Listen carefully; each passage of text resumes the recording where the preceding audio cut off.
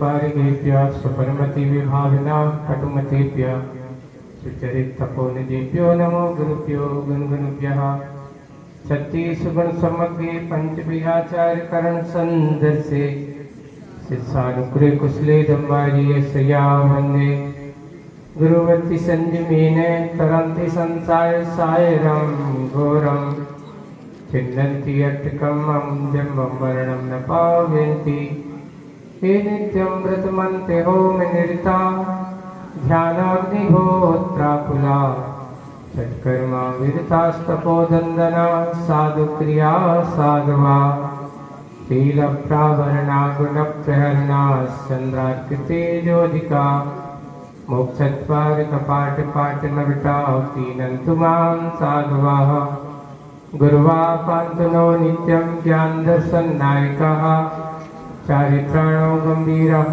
मोक्षमार्गोपदेशिका इच्छाइवन्ते आयुर्भक्ति cow सबको को दुस्सालुचिम सम्ज्ञान समदस समचरित्राणं पंचवियाचानं मारियानं माराजेश्वरनानं देशानं वज्रयानं त्रिगुणपालनयानं सभ्यसावनं चयनिचकालं अंचेमी पूज्यमी बंदामी नमन्तामी दुःखको कमको मोहिलाओ सुगैगमनं समाधिवन्नं जिनगुण संपत्ति होय मज्जम नमो वरिहन्ताणं नमो सिंहाणं नमो आयर्याणं नमो वज्रायाणं नमो लोये सव्यसाहूरम्।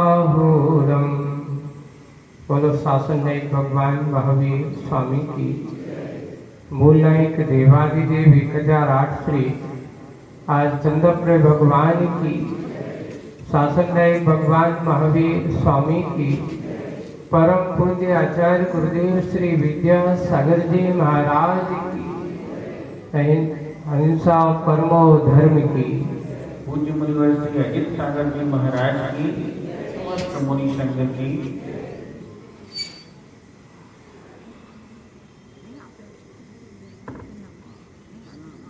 कुंभ कार्य के नाम की संज्ञा व्याख्या आचार्य भगवान ने यहाँ ये कही है कि धरती का भाग्यशाली यानी यानी पृथ्वी भाग्य भाग्यवान, धरती का भाग्यवान सो उसका नाम कुंभकार है। ऐसे कुंभकार के बाद में कहा कि जो भाग्यवान है, भाग्य विधाता है। एक किसी ने पूछा महाराज ये भाग्य विधाता का अर्थ क्या होता है, कौन है? अपन कहते भैया ये तो हमारे भाग्य विधाता है। भाग्य विधाता का अर्थ है अपने भाग्य का निर्माण करने वाला स्वामी, यानी कोई तुमसे कहे कि तुम्हारा भाग्य विधाता कोई दूसरा है, नहीं, हमारा भाग्य विधाता कोई दूसरा नहीं है। इसलिए यहाँ पर जो कुंभकार की उपमा दी गई है, इस धरती का भाग्य विधाता भगवान अगर कोई है तो वो कुंभकार है। अब संज्ञा यहाँ कुंभकार की जरूर दी है, लेकिन प्रत्येक व्यक्ति की दृष्टि से अपन देखते हैं तो भाग्यवान जो अच्छा काम करेगा वो भाग्यवान है, और जिनकी दृष्टि में अच्छाई नहीं है, बुराई नहीं है, तो वो भी भाग्यवान ना होकर के दुर्भाग्यवान है, पर भाग्य विधाता तो है। भाग्य विधाता तो आप हो, हम हैं, हम सब हैं, यानी अपने अपने भाग्य के निर्माता, विधि का संरचना करने वाले, उसका निर्माण करने वाला जो होता है यानी कर्म, विधि का अर्थ क्या? कर्म। अपने कर्मों को स्वयं बांधने वाला, अपने कर्म की स्वयं रचना करने वाला यह धरती का प्राणी, ये जीव, ये मनुष्य स्वयं होता है, कोई दूसरा नहीं है। अब अंतर है कि प्रतिपदार्थ स्वयं को उपचार से, अब यहाँ उपचार से उसका नाम क्या रख दिया गया शिल्पी का? देखो, एक निश्चय होता है और एक व्यवहार होता है। निश्चय और व्यवहार, कोई तुमसे पूछे कि तुम्हारा नाम क्या है, तो व्यवहार में आप कह देते हो कि मेरा नाम सुनील है, कोई आकर के कह देता ऋषभ है, कोई आकर के कह देता दिनेश है, आदि आदि नाम ऐसे कह देते हैं। लेकिन वस्तु स्थिति बताओ, इससे पहले तुम्हारा नाम क्या था? कोई को पता है? इससे पहले तुम थे कि नहीं थे? जब तो आज हैं, थे जब तो आज हैं, और आगे रहोगे, ये तो पक्का है। क्योंकि जो आत्मा है, आत्मा का स्वरूप है, जो आज है, कल था और कल रहेगा, उसका अस्तित्व कभी मिटने वाला नहीं है। निश्चय से देखा जाए तो अगर तुम्हारा नाम है तो तुम एक आत्मा हो, जीवात्मा हो, ज्ञान दर्शन स्वभावी हो। लेकिन व्यवहार से कोई नाना प्रकार के नाम वाला हो सकता है, अनेक नाम वाले हैं। और अंतर इतना ही हो कि व्यवहार में ही नाम चलते हैं, निश्चय में नाम सब गौण हो जाते हैं। आचार्य श्री एक बहुत अच्छा उदाहरण देते हैं। कौन सा उदाहरण है? देखिए, हवाई जहाज को उड़ना होता है तभी रनवे की जरूरत होती है, और जैसे ही उड़ान भर लेता है अब उसे चाक की भी जरूरत नहीं है और रनवे की भी जरूरत नहीं है। बस व्यवहार को रनवे की तरह कहा, उस हवाई जहाज के चाक की तरह कहा, और जैसे ही उड़ान भर लेता है, आकाश की ऊंचाइयां छू लेता है,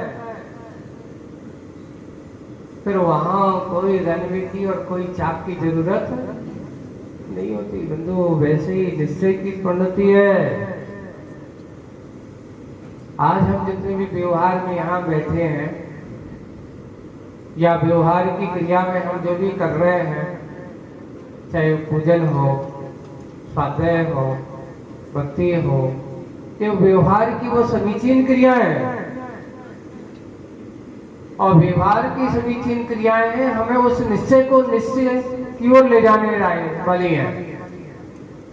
हमें निश्चय की ओर जाना है, इसलिए व्यवहार को अपनाया जाता है। मात्र व्यवहार को अपना मत समझिए, क्योंकि छूटने वाला जो है वो व्यवहार है। निश्चय तो हमेशा निश्चित होता है, वहां छूटने का कोई काम नहीं होता। और निश्चय वाला निश्चिंत भी होता है, ये भी पक्का।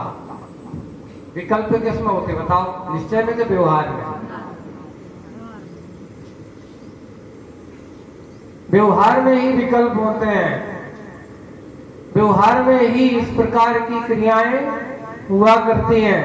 निश्चय की परिणति में पहुंच जाए, निश्चय की क्रिया में लीन हो जाए, तो वहां व्यवहार की ओर दृष्टि नहीं करते। पर एक और दूसरा उदाहरण बताओ। चिड़िया जब बाहर उड़ती है तभी पंखों का प्रयोग करती है, और जैसे ही अपने घोंसले में चली जाती है तब पंख क्या समय के लिए निश्चिंत होकर के बैठ जाए। चिड़िया को व्यवहार में ही पंख की जरूरत उड़ना होता तब ही पंख खोलती है।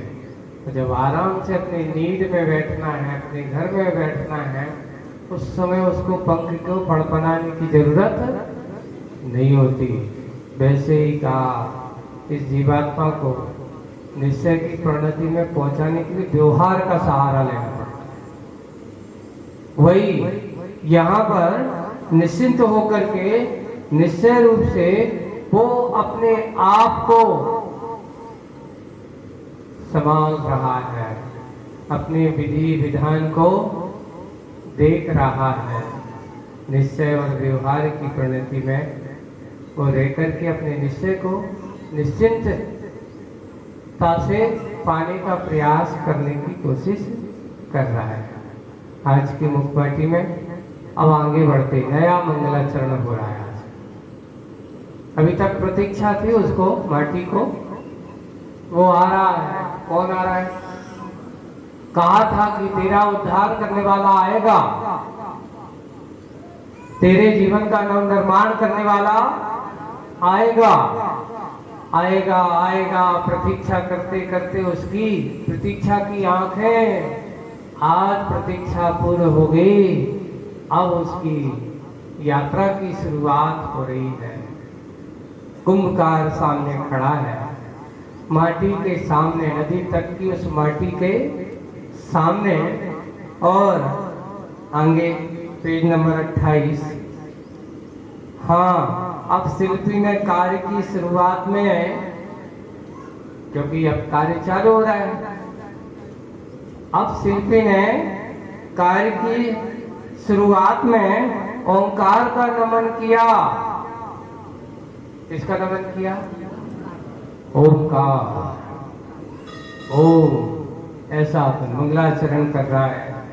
ओंकार को नमन किया और उसने पहले से ही अहंकार का वमन किया। अर्थात ये कहना चाह रहे हैं कि जब तक अहंकार का वमन नहीं होगा तब तक ओंकार की शुरुआत नहीं होगी।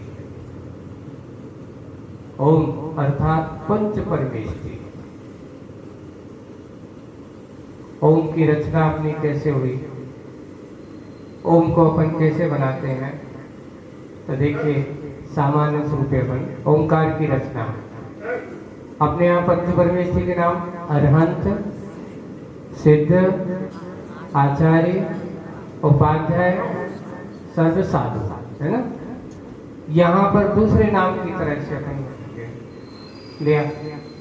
अरहंत तो है, सिद्धे उनको अशरीरी कहा। क्या कहा? शरीर से रह शुभ कौन है? अशरीरी।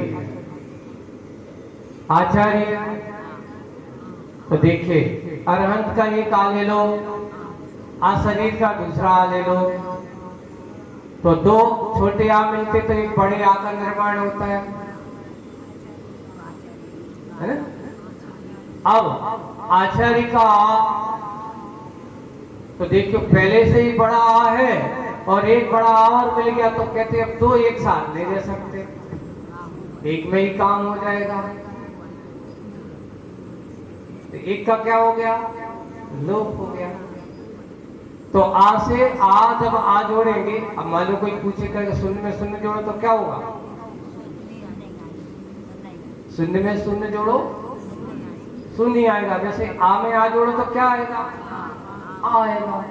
तो वही हुआ, आ को आ से जोड़ा तो क्या हुआ? आ। अब उपाध्याय का ओ, तो आ धन ओ बराबर ओ, क्या बन गया? ओ। और साधु को मुनि भी कहते हैं। साधु को क्या बोलते हैं? मुनि कहो, यति कहो, साधु कहो, अनगार कहो, ऋषि कहो, ये सारे बहुत सारे नाम हैं। तो मुनि का मां, तो क्या बन गया? पांचों परमेष्टि का बीजाक्षर बन जाता है ओ। इसलिए उसने संक्षिप्त में ओंकार की ध्वनि के माध्यम से अपना मंगलाचरण किया, अर्थात पंच परमेष्ठी का स्मरण किया, पंच परमेष्ठी को अपने ध्यान का विषय बनाया और विषय बना करके उसने अपना कार्य क्या किया, शुरुआत की। पहले ओंकार का नमन किया और उसने पहले से ही, क्योंकि ओंकार को नमन करने के पहले क्या करना पड़ता है, अहंकार का वमन करना पड़ता है। बिना अहंकार का वमन किए आपका ओंकार को नमन, ये बताओ आप जो हाथ जोड़ते हो भगवान के सामने, गुरु के सामने और जो अपने से बड़ों के सामने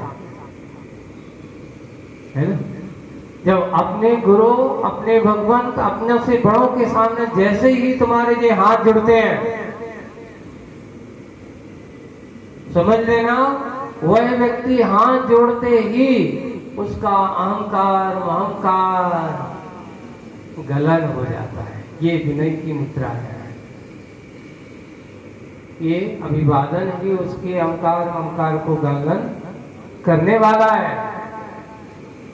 ऐसा अहंकार का गलन किया, इसलिए अच्छे से याद किया, ध्यान किया, ध्यान करके भगवान को नमस्कार किया, अहंकार का भवन किया। अहम जितना जितना कम होता है उतना उतना आदमी का वहम भी कम होता है। वहम से भ्रांतियां हैं।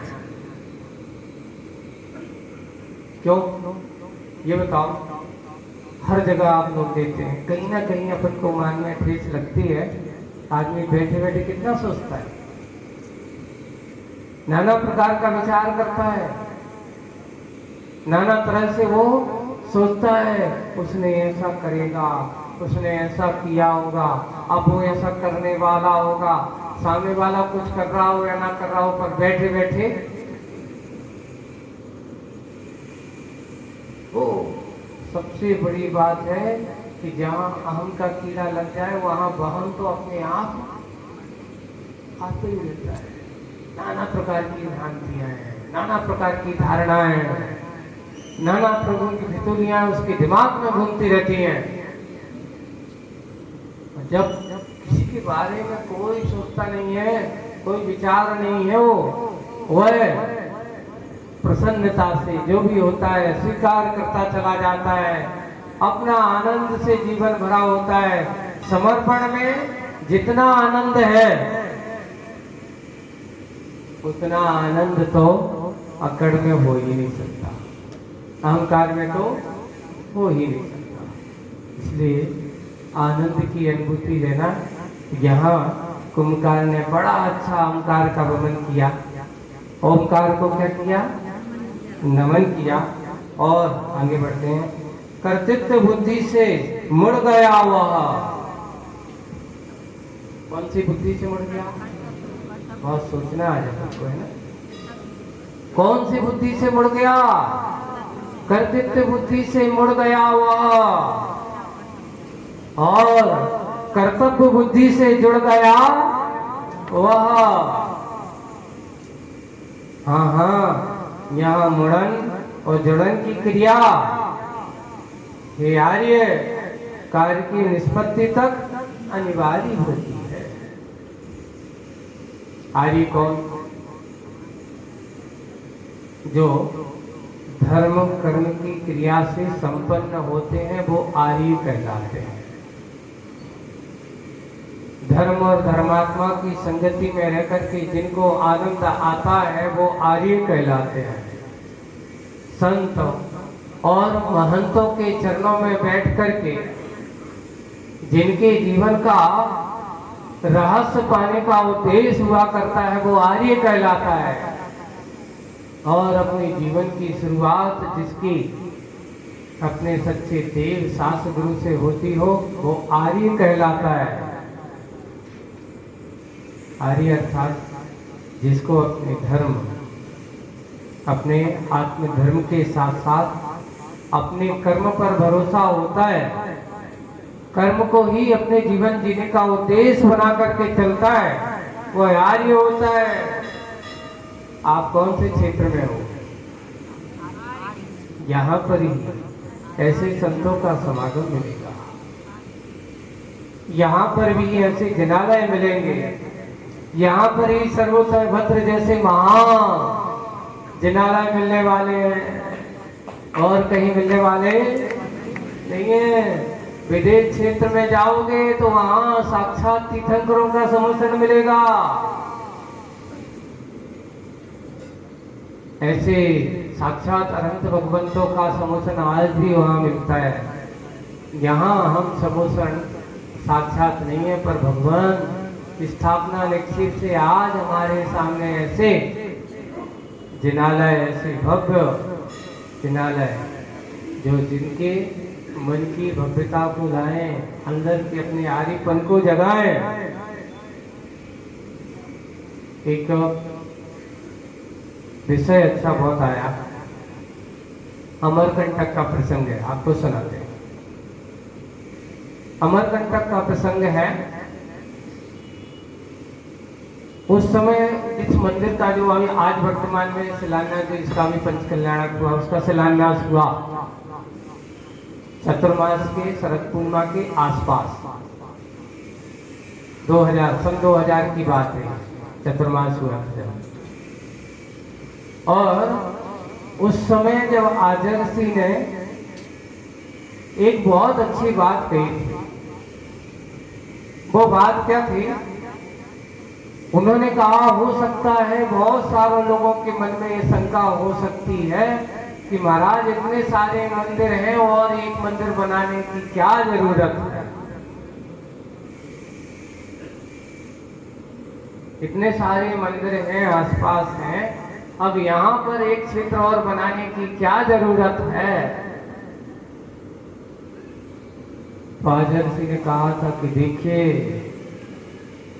यहाँ पर तुम्हारी जो अभी तक अमरकंटक बहुत सारे लोग आते हैं, पर क्या कर देते? घूम फिर करके जाते हैं और क्या करके चले जाते हैं? अब तो और बड़े अच्छे घूम फिरने जाएंगे, सेल्फी लेंगे, फोटो खिंचाएंगे, पार्टी करेंगे और घूम फिर करके आ जाएंगे। क्या होगा उससे?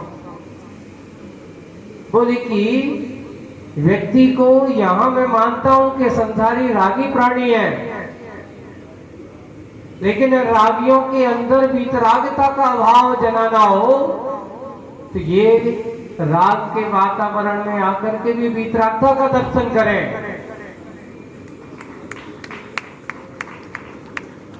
यहां पर आकर के घूम करके नहीं, अब वहां कोई जा रहा है, घूमने जा रहा है, तो सबसे पहले क्या कहे जाते हैं? भाई कहीं घूमने जाओ या ना जाओ, पर ऊपर के जैन मंदिर को देखने जरूर जाना।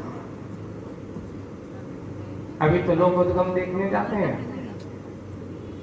लेकिन अब वर्तमान में वहां जाते हैं, इतना भव्य जनालय, इतना सुंदर जनालय, इतना सुंदर सहस्कूट, जो इस प्रकार की कल्पनाएं देखने को मिली। तो रागियों को भी वीतरागियों की संगति में बिठाने का एक अंदर, जब वो वीतरागियों की संगति में बैठता है तो उसके अंदर के अनारी भाव दूर होता है, आर्य भाव जागृत होता है। इसलिए कहा, आर्य वह जो धर्म धर्मात्माओं को पहले स्थान देता है। इसलिए हम जिस क्षेत्र में हैं, ये क्षेत्र आर्य खंड है। यहाँ पर धर्मात्माओं का सबसे बड़ा बहुलता मिलेगी, यहाँ पर सबसे ज्यादा भव्य जीवों के अंदर भव्यता के परिणाम जगेंगे, ऐसे जिनालय आदि मिलेंगे। सोचो, आज हम मकान बनाते हैं, दुकान बनाते हैं, सब कुछ बनाते हैं, लेकिन उसको बनाने के पहले अपने ये भी कहते हैं कि भैया ये तो अपनी जगह जीवन निर्वाह का है, हमें अपने जीवन निर्माण के लिए अपने देव शास्त्र गुरु का आलय भी हमें बनाना है, जनालय बनाना है। और वो बनकर के जब हमारा तैयार होगा, तब हमारे ये बाहर की दुकान मकान ये सब अपने आप अच्छे बनते चले जाते हैं। अब ऐसा जब कहा, और दूसरा एक और है, देखिए अगर आप यहाँ पर अच्छी बड़ी बड़ी होटल बना दोगे, जगह तो है तुम्हारे पास, पर्यटक खूब आते हैं घूमने वाले, और लोगों ने कहा महाराज यहाँ तो अच्छी बढ़िया होटल बनना चाहिए। अच्छा, बहुत अच्छे से बड़े आदि लोगों को सुविधा देना चाहिए। किसके लिए? बोले पैसा भी आएगा, लोग भी आएंगे।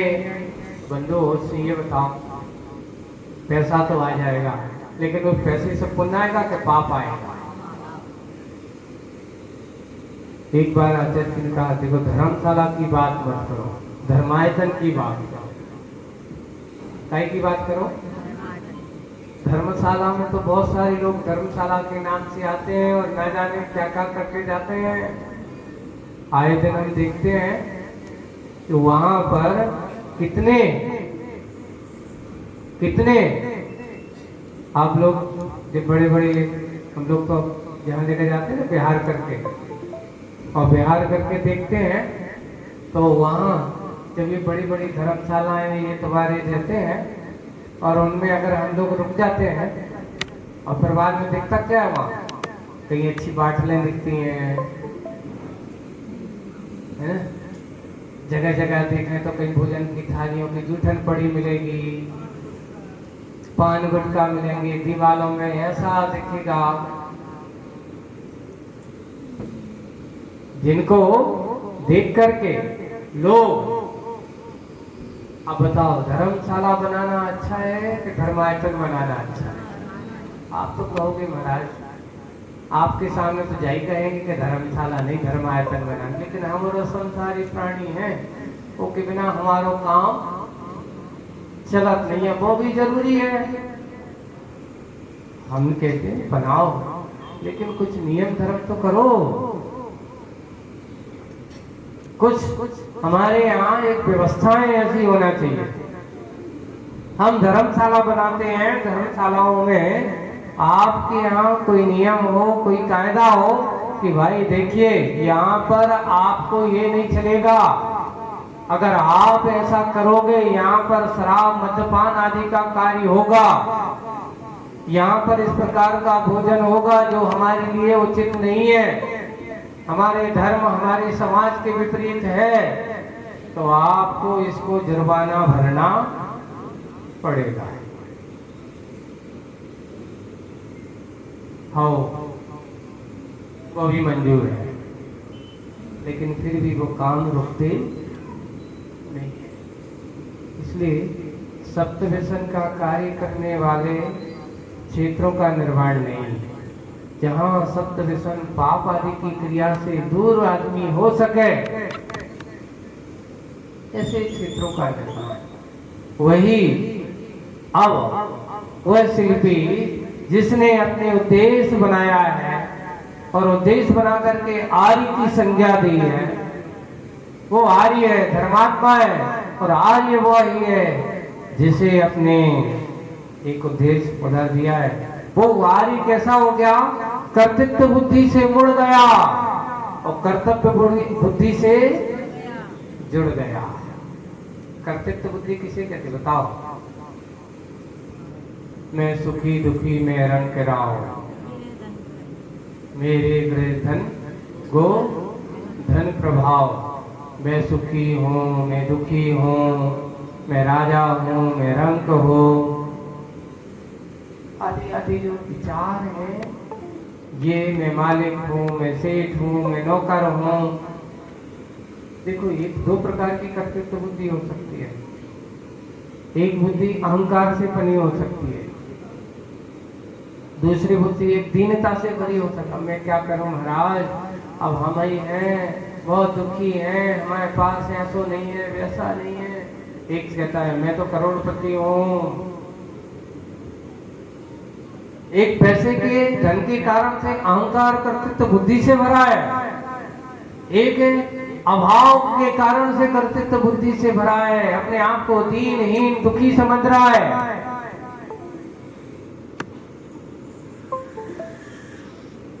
ऐसा ये दोनों का कार्य, ऐसी ही प्रवृत्तियां हैं इस संसारी आत्मा की आज से नहीं, कब से है?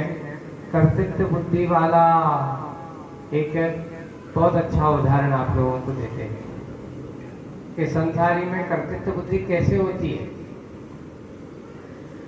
एक बहुत पहले पत्रिका में एक बहुत अच्छा उदाहरण पढ़ा, जब भारत और पाकिस्तान एक था, सन 47 के पहले की,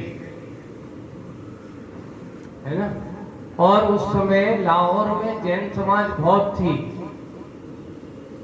जैसे आज अपन इस बुंदेलखंड में सागर आगर समझते हैं, उस समय लाहौर है, मुल्तान है, आज भी वहां मंदिर बंद पड़े हुए हैं, खंडर पड़े हुए हैं।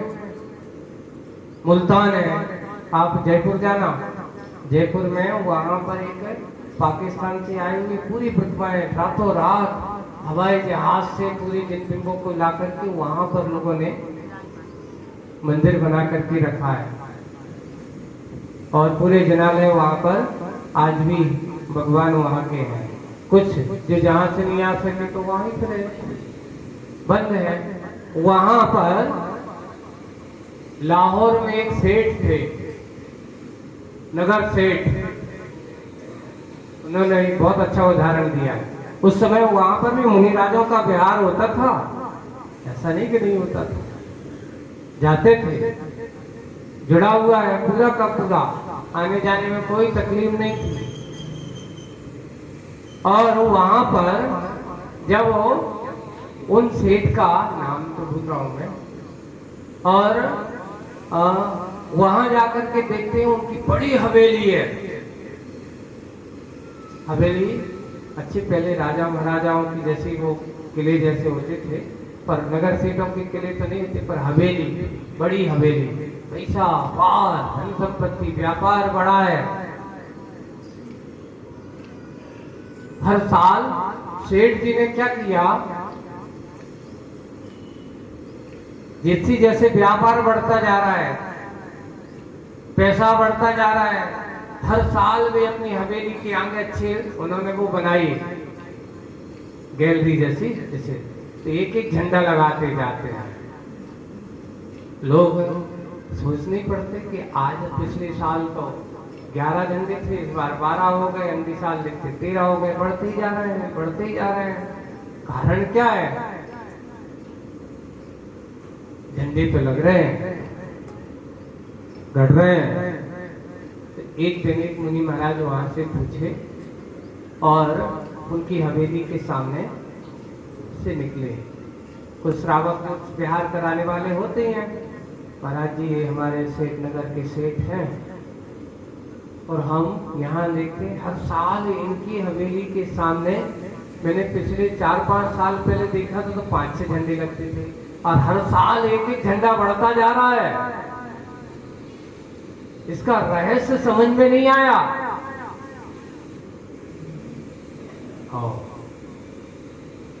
उन्होंने और सेठ जी थोड़े से जब पता चला कि मुनि महाराज आए हैं, धर्मात्मा तो है,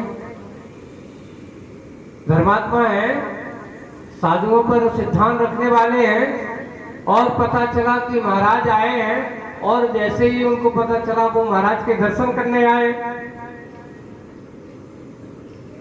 महाराज के पास बैठे, महाराज के पास बैठते ही महाराज ने कहा, सेठ जी सुना है आप तो बड़े पुण्यशाली हैं, सुना है अच्छे लोग बहुत आपकी प्रशंसा कर रहे थे, पर लोगों के मन में एक जिज्ञासा है। क्या जिज्ञासा है? बोले कि 2-4-5 साल पहले तो आपके यहाँ ये सामने जो मेन गेट के सामने ये झंडे बढ़ते जा रहे हैं, इसका रहस्य क्या है? महाराज ये तो सब आपको आशीर्वाद है। क्या बोलते हो? सब आप लोगों को आशीर्वाद, हमारा कुछ नहीं है। अच्छा, हमारा कुछ नहीं है, सब आपको क्या है? आशीर्वाद है। बोले कि अच्छा इतना आशीर्वाद है। क्या आशीर्वाद है? बोले कि कुछ नहीं, धंधा पानी अच्छा चल रहा है। हर साल हमारा ये है कि पिछले 5 साल पहले 5 करोड़ की इनकम हुई थी, इस साल अच्छे बढ़ करके 8-10 करोड़ पर पहुंच गया। तो हम भी सोचते जैसे जैसा बढ़ता है वैसे वैसे धर्म के झंडे भी तो बढ़ते जाने चाहिए। धर्म के झंडे तो बढ़ रहे हैं, डंडे लग रहे हैं, पर ये बताओ तुम्हारे अंदर का धर्म बढ़ रहा है कि नहीं? बाहर के झंडे ही मत गड़ रहे हैं। नहीं, तिजोरी में भर रहा है। उन्होंने बहुत अच्छा उदाहरण दिया। इतनी अच्छी संपत्ति है, कोई नया कोई दान पुण्य हाँ वो करने वाला होता रहता है। कितना होता रहता है, अब इसकी कोई सीमा नहीं है। कर लेते हैं जितना हो सकता है। दान पुण्य के नाम से तो कम होता है, पर जोड़ने के नाम से तो बहुत होता है। अच्छा ऐसा हो रहा। पर उन्होंने कुछ दिन बाद और रुके। मैंने विचार किया, सेठ जी एक काम करो, आप तो बहुत अच्छी पैसा कमाने वाले हो, बहुत जोड़ रहे हैं, अच्छी कमाई चल रही है, मेरा एक थोड़ा सा काम कर दो। क्या काम कर दो? काम ये कर दो कि हम रहे या ना रहे हैं, और आप रहो या ना रहो, संबोधन के लिए साधु कभी कभार ऐसे उदाहरण उनके लिए समझाने पड़ते हैं कि देखो जिसमें तुम कर्तृत्व बुद्धि मान रहे हो ये तुम्हारे साथ जाने वाली नहीं है। जिनको तुम समझ रहे हो कि मैं इतना बड़ा हूं, करोड़पति हूं, 10 करोड़ का मालिक हो गया हूं, ये तुम्हारी कर्तृत्व बुद्धि तुम्हारे साथ जाने वाली नहीं है। उन्होंने कहा एक छोटी सी सुई है मेरी, है ना, अब अपन यहां से स्वर्ग में तो मिलेंगे, तो एक जग छोटी सी सुई हमारी तुम लेके आ जाइए होते ही मिले अपन। उनका आओ महाराज श्रद्धान में जल्दी, आप जैसी कहो हम बिल्कुल नहीं आए। तत्काल तो नहीं सोची, तत्काल नहीं सोची। वो सोच रहा है कि ये बताओ हम ले कैसे जाएंगे। घरे पहुंच गए, रात में सोए तो पहले सोचते एक काम करते यहाँ रख लेंगे, चली जाएगी। अरे भैया कैसे जाएगी, वो तो यहीं छूट जाएगा। उन्होंने कहा एक काम करते, अपने पैर काम करते करते तो काम के पैरों में भट्टे पड़ गई हैं, एक काम तो भट्टों में घुसा लेते।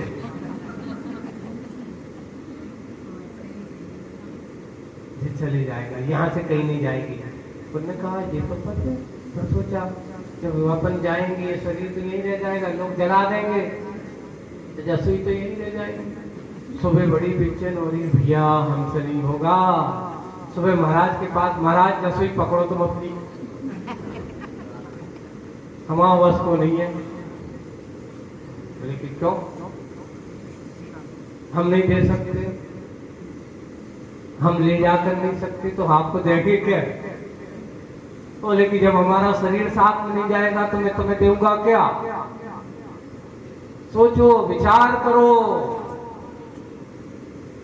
अब जब इसने ऐसा कहा तो वही तो आपसे हम कहने चाह रहे हैं सेठ जी कि करोड़पति कितने बन रहे हो, कितने झंडे गड़ रहे हैं, पर अंदर के झंडे उखड़ रहे हैं कर्तृत्व बुद्धि में। समझ लो, समझ जाओ कि झंडे उखाड़ो, और उखाड़ना है तो क्या उखाड़ो? अपने अंदर की कर्तृत्व बुद्धि, मैं ऐसा हूँ, मैं करोड़पति हूँ, मैं अरबपति हूँ, ये कोई भी काम नहीं आने वाला। आने वाला क्या है कि अपने आप को जितना जोड़ सको, ये तो बाहर के हैं। जैसे मछली को जल जीवन का कारण होता है, मछली को जैसे जल जीवन का कारण होता है, वैसे ही इस जीवात्मा के लिए व्यवहारिक क्षेत्र में ये धन संपत्ति जल के समान होना चाहिए। कैसे होना चाहिए? कि तुम्हारा जीवन सुरक्षित हो, तुम्हारे जीवन में सहयोगी हो, तुम्हारे लिए जीवन निर्वाह में सहयोगी हो, अगर वो संपत्ति वो धन तुम्हारे लिए विपत्ति बन जाए, समझ लेना अगर पानी अपनी चरम सीमा पर पहुंच जाता है तो उस मछली को भी जीवन संहार रख बन जाता है। ऐसी संपत्ति धन संपत्ति को कर्तृत्व बुद्धि से नहीं। आज वही मुखमाटी का ये प्रसंग कि बन सके कर्तव्य बुद्धि से जुड़ जाओ, कर्तृत्व बुद्धि से मत बनो। किस किस के कर्ता हो, कौन किसका करता है, कभी सोचा? आचरण की एक बहुत अच्छी हाइको है, मन अपना। देखिए बहुत अच्छा, मन अपना अपने विषय में, मन अपना अपने विषय में क्यों ना सोचता, क्यों ना सोचता। सोचो, विचार करो, तुम्हारा मन है, तुम किसके विषय में सोचते हो ज्यादातर, ये बताओ। अब उसका क्या होगा, वो काम को क्या करना है, वो काम कब होगा, हैं? सबसे बड़ी करता करता ये सोचते रहते हैं, ये जब तक नहीं होगा तब तक मैं चैन से नहीं बैठूंगा, ये करके ही छोड़ूंगा। और करते करते ऐसा हुआ कि वो करते करते काम भी पूरा नहीं हुआ और राम नाम सत्य है, अरहंत नाम सत्य है, हो गया, चला गया। सोचा था, क्यों भाई, क्या हो गया, कोई इच्छा तो नहीं है? एक व्यक्ति जिसने 10 रुपए से अपना व्यापार चालू किया। कितने रुपए से? 10 रुपए से व्यापार चालू किया। आज 10 करोड़ का मालिक बन गया 10 रुपए से। वो व्यक्ति करते करते उसने इतनी मेहनत की, इतनी मेहनत की, सारा जीवन एक 10 रुपए से चालू काम किया है। आप उसको, अभी आपको मैं बताऊं इसकी कहानी किसकी है। आप लोग टाइम्स लिप्टन के एक व्यक्ति के नाम की कथा है, जो लिप्टन चाय जाती है ना, चाय आप लोग जो घरों में आपके घर पर, उस व्यक्ति ने क्या किया था, पहले चाय वाले की दुकान पे काम करता था, चाय वाले की दुकान पे, और फिर बाद में धीरे धीरे उसको थोड़ा पैसा हुआ तो 10 रुपए उसके हाथ में आए तो उसने फिर चाय खरीदी खुली वाली, जाकर के घर घर उसने बेची, पैकेट बना बना करके थोड़ा सा पैसा कमाया, थोड़ा सा और बढ़ाया, और उसने फिर अपनी एक फर्म तैयार की, लिप्टन चाय उसके नाम से। वो ये हुआ कि पूरे देश, पूरे जहाँ विदेश में होकर के देश विदेश में उसके नाम से उसने व्यापार बढ़ाया और करोड़ों अरबों की संपत्ति इकट्ठी कर ली। तो वो कहता है, मेरा इच्छा जब वो अंतिम समय हो गया, प्यारा है भाई, तूने मेहनत की, पत्रकार आए, पूछा तूने इतनी बड़ी मेहनत की, इतना नाम कमाया, तेरी क्या इच्छा है, अब तो जाने वाला है।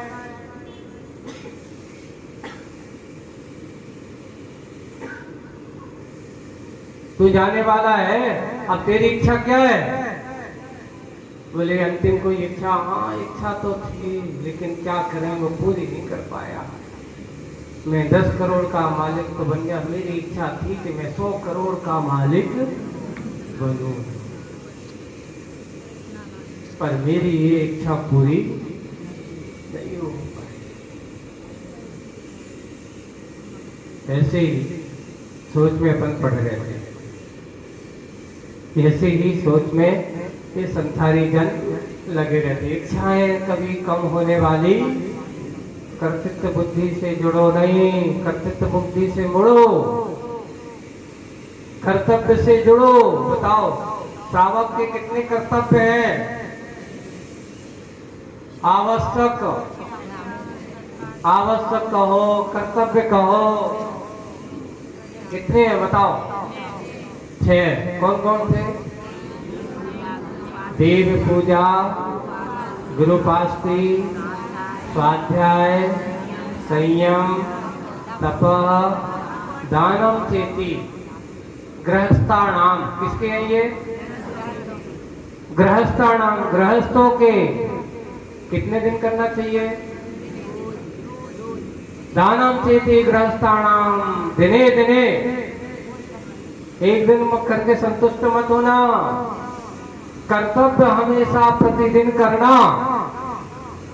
कर्तव्यशील व्यक्ति ये कर्तव्य दुनिया के काम हो या ना हो, पर एक काम जरूरी है।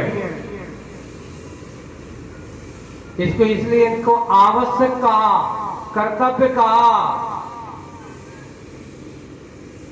आचार्य भगवान एक बहुत अच्छा सूत्र देते हैं।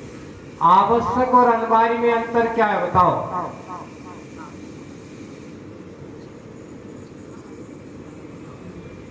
ओके, क्या होता है? आवश्यक और अनिवार्य में अंतर क्या है? तो उन्होंने कहा जो करने लोग जरूरी है वो आवश्यक है,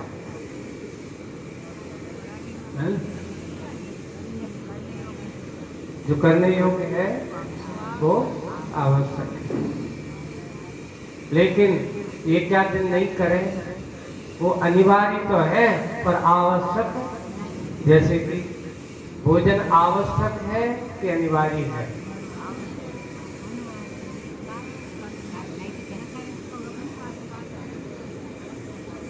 क्या है? भोजन अनिवार्य है। भोजन अनिवार्य है, आवश्यक नहीं।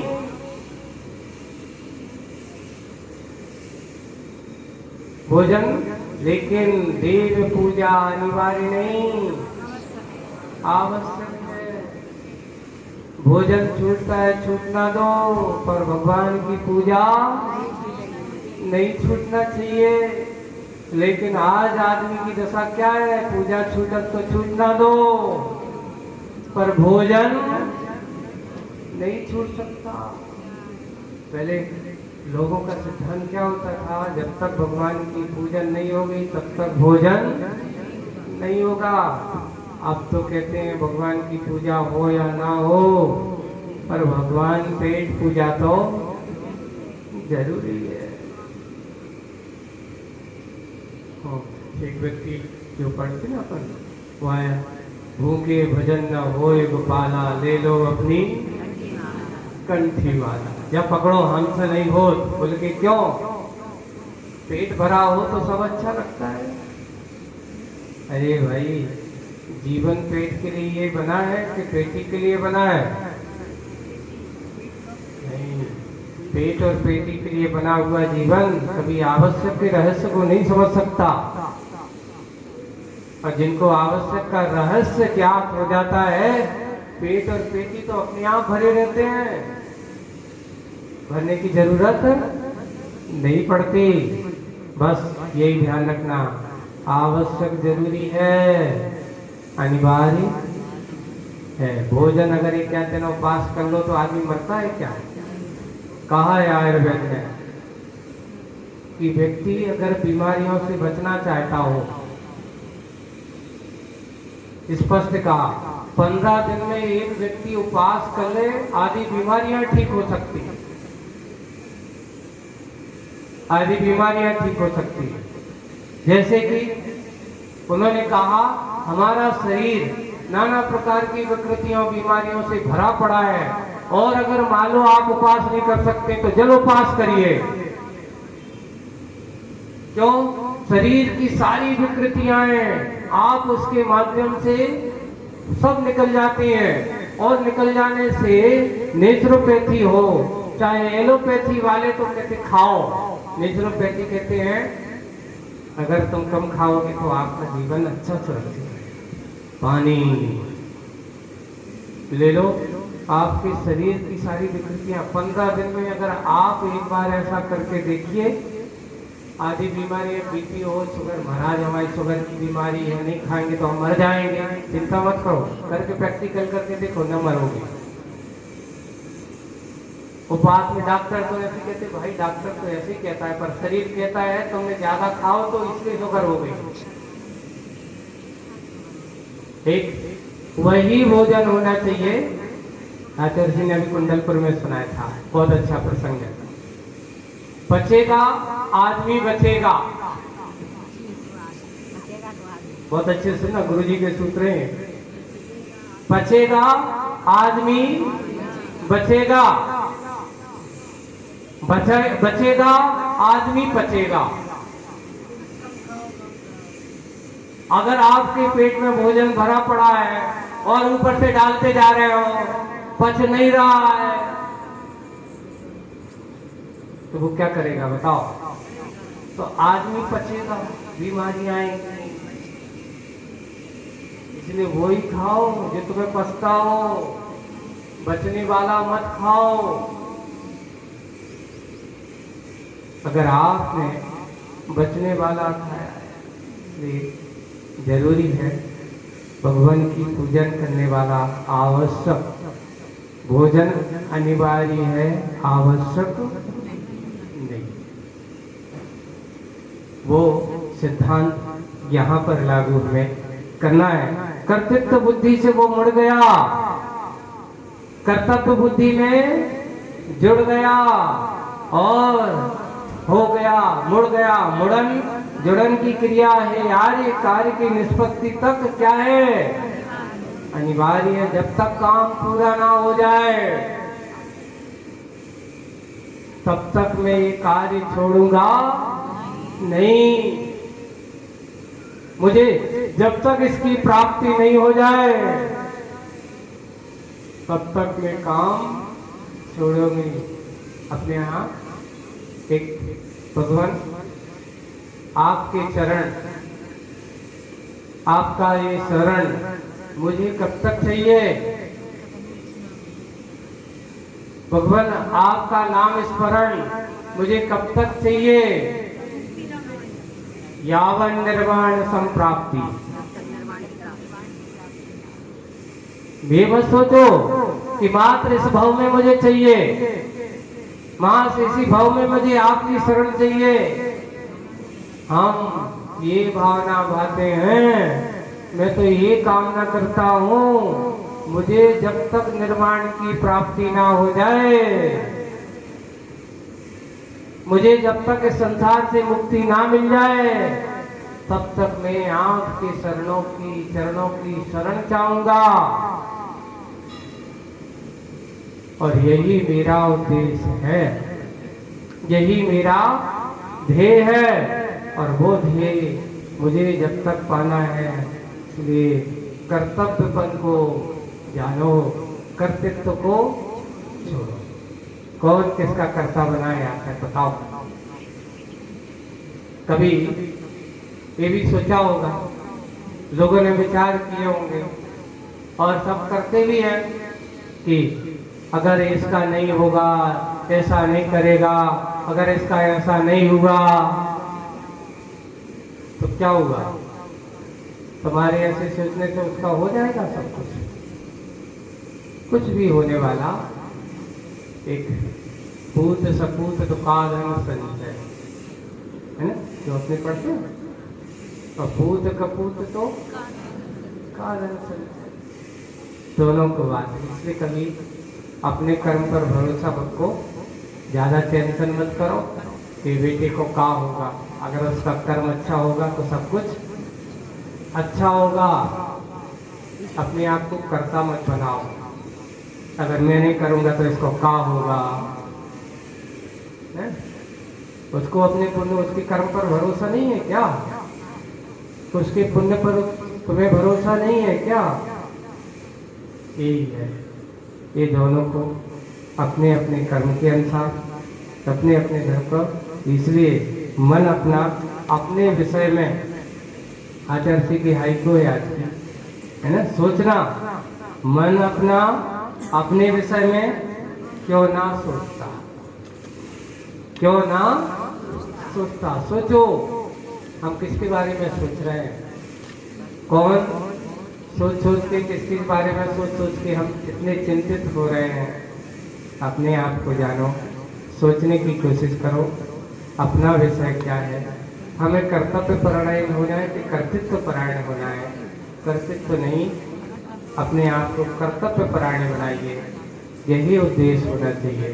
आगे की क्रिया मुखमाटी में मंगलाचरण हो गया है, किसका? कुंभकार का। अब आगे आप देखिए क्या बहुत अच्छी घटनाएं, एक पर एक घटना आने वाली है। उन घटनाओं को क्रम से आचार्य जी अपनी कलम से लिखते हुए आप सबके बीच में लाएंगे। इतना ही। बोलिए आचार्य गुरुवर श्री विजय सागर जी महाराज। बोलिए पूज्य बोले श्री अजित सागर जी महाराज जी की। जब आप लोगों ने एक बढ़िया उदाहरण सुना होगा लिप्टन चाय का, हम तो 287 चाय का भी सुना है, तो वो इस मंदिर से जुड़े हुए ऐसे कई लोग यहाँ पर बैठे हुए हैं जो इस मंदिर से अब तक नहीं जुड़े हैं। महेंद्र भैया डांगे रहे, आप मंगरोनिया से आए। मैं चाहता हूं कि ऐसे लोग, अनूप भैया मंगरोनिया, आप लोग भी जुड़े इस मंदिर में, इतिहास में अपना नाम दर्ज कराएं।